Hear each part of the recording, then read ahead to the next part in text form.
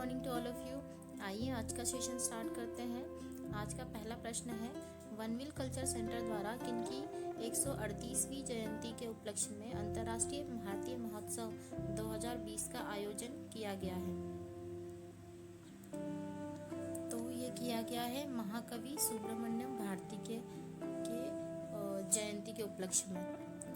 तो ये तमिलनाडु के बेहद प्रख्यात लेखक, कवि और पत्रकार हैं और इन्हीं के उपलक्ष्य में एक पुरस्कार से भी सम्मानित किया जाता है। तो इस वर्ष यह पुरस्कार सैनी विश्वनाथन को दिया गया है। सैनी विश्वनाथन को ये पुरस्कार दिया गया है और ये पुरस्कार जो है ये 1994 से हर साल दिया जाता है और ये उन्हें दिया जाता है जो सामाजिक प्रासंगिकता के किसी भी क्षेत्र में प्रशंसनीय सेवा प्रदान करते हैं। अगला क्वेश्चन है, 5वां भारतीय जल प्रभाव शिखर सम्मेलन।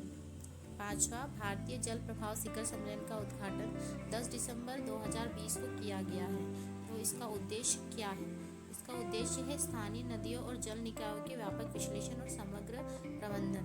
तो इसका उद्देश्य क्या है दोस्तों? जो स्थानीय नदियाँ होती है और स्थानीय जल निकाय होते हैं ना, उनका विश्लेषण करना और उनका एक समग्र प्रबंधन करना। ठीक है। अगला क्वेश्चन है, कृषि मंत्रालय द्वारा किस केंद्र शासित प्रदेश को भारत का पहला 100% जैविक होने का दर्जा प्रदान किया गया है? तो ये प्रदान किया गया है लक्षद्वीप को। जो लक्षद्वीप है ये पहला केंद्र शासित प्रदेश है जिसको 100% जैविक होने का दर्जा प्रदान किया गया है। और इसके पहले अगर देखा जाए राज्य, तो राज्य पहला है हमारा सिक्किम राज्य जिसको जैविक दर्जा प्रदान किया गया है। उसके बाद ये पहला केंद्र शासित प्रदेश है जिसको जैविक दर्जा प्रदान किया गया है। लक्षद्वीप जो है ये भारत के 36 द्वीपों में सबसे छोटा द्वीप है और इसकी राजधानी है कावस्ती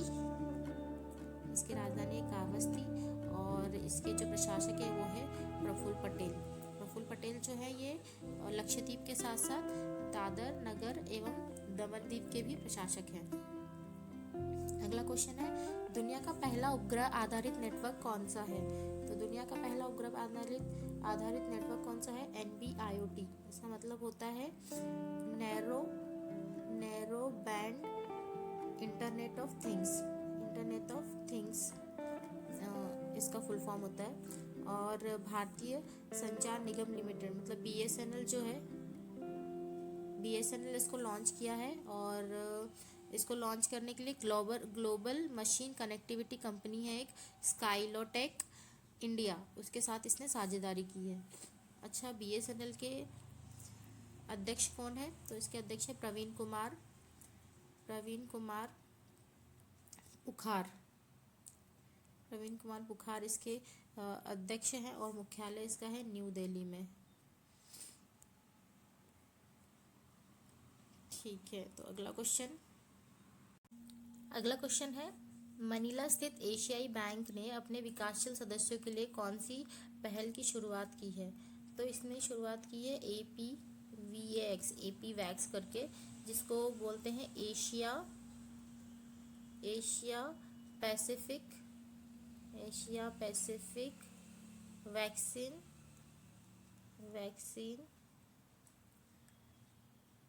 facility. Asia Pacific vaccine facility जिसको बोलते हैं। और ये क्या है? तो ADB के विकासशील सदस्य हैं उनको कोविड-19 की चुनौतियों से निपटने, महामारी से दूर करने और आर्थिक सुधार पर ध्यान केंद्रित करने के लिए महत्वपूर्ण भूमिका निभाएगा ये पहल। ठीक है। आगे बढ़ते हैं। क्वेश्चन नंबर 6 है, अंतर्राष्ट्रीय सार्वभौमिक स्वास्थ्य कवरेज दिवस कब मनाया जाता है? तो अंतर्राष्ट्रीय सार्वभौमिक स्वास्थ्य कवरेज दिवस मनाया जाता है 12 दिसंबर को और इसका उद्देश्य है हितधारक साझेदारों में मजबूत और लचीली स्वास्थ्य प्रणालियों और सार्वभौमिक स्वास्थ्य कवरेज की आवश्यकता के बारे में जागरूकता फैलाना।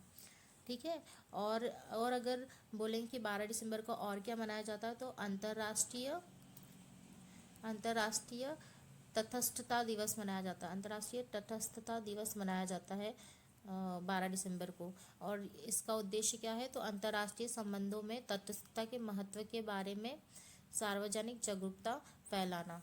ठीक है, और ये कब से मनाया जाता है? ये मनाया जाता है 2017 से। क्वेश्चन नंबर 7 है, हाल ही में संयुक्त राष्ट्र जनसंख्या पुरस्कार किसे दिया गया है? तो जनसंख्या पुरस्कार दिया गया है हेल्प एज इंडिया को। ये किसे दिया गया है? हेल्प एज इंडिया को दिया गया है। और ये जो हेल्प एज इंडिया ये है एक एनजीओ है ये, और ये किसके लिए? वृद्ध लोगों के लिए ये कार्य करती है, और पहली भारतीय इंस्टीट्यूशन है जिसको ये पुरस्कार दिया गया है। ये जो पुरस्कार है ना, संयुक्त राष्ट्र जनसंख्या पुरस्कार, ये 2 कैटेगरी में दिया जाता है। एक कैटेगरी है इंस्टीट्यूशन और दूसरी कैटेगरी है इंडिविजुअल, है ना। इंडिविजुअल मतलब कोई एक व्यक्ति है ना, और इंस्टीट्यूशन मतलब कोई एक संस्था।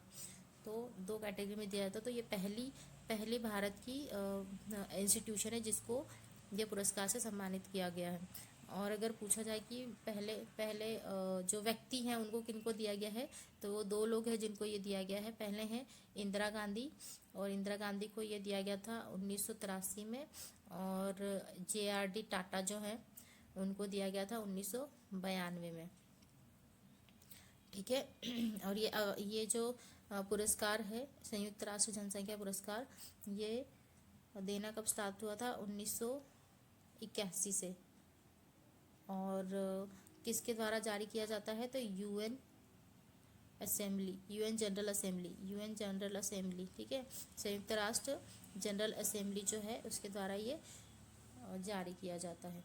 अगला क्वेश्चन है, भारत की संसद में लोकसभा के प्रथम अध्यक्ष कौन थे? तो भारत की संसद में लोकसभा के प्रथम अध्यक्ष गणेश मावलंकर जी थे।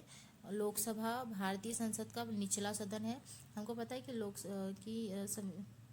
भारतीय जो संसद है, संसद के 2 सदन होते हैं, एक होता है राज्यसभा और एक होता है लोकसभा। लोकसभा तो राज्यसभा जो होती है वो उच्च सदन होती है, और लोकसभा जो होती है वो निचला सदन होती है ना। और अनुच्छेद 81 के अंतर्गत लोकसभा के गठन का प्रावधान किया गया है। और वर्तमान में लोकसभा के जो अध्यक्ष है वो कौन है? वर्तमान में है सुमित्रा महाजन। अगला क्वेश्चन है, स्वतंत्रता संग्राम में मदद करने के लिए लोकमान्य तिलक द्वारा कौन सा अखबार शुरू किया गया था? तो इनके द्वारा शुरू किया गया था केसरी। ये जो केसरी अखबार है ये मराठी में था। और इन्हीं के द्वारा एक और अखबार जारी किया गया था जिसका नाम था मराठा, लेकिन ये जो अखबार था ये अंग्रेजी में था।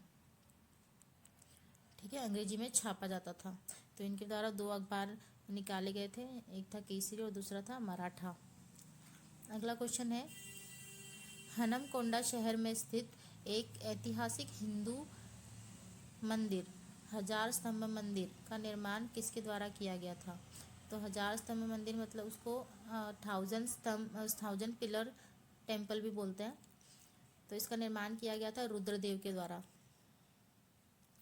ये एक ऐतिहासिक हिंदू मंदिर है, और रुद्रदेव काकतीय वंश के शासक थे ये। इसके द्वारा इस मंदिर का निर्माण किया गया था। इसके साम्राज्य को अलाउद्दीन खिलजी ने अपने साम्राज्य में मिला लिया था। रुद्रदेव के साम्राज्य को अलाउद्दीन खिलजी ने अपने साम्राज्य में बाद में मिला लिया था।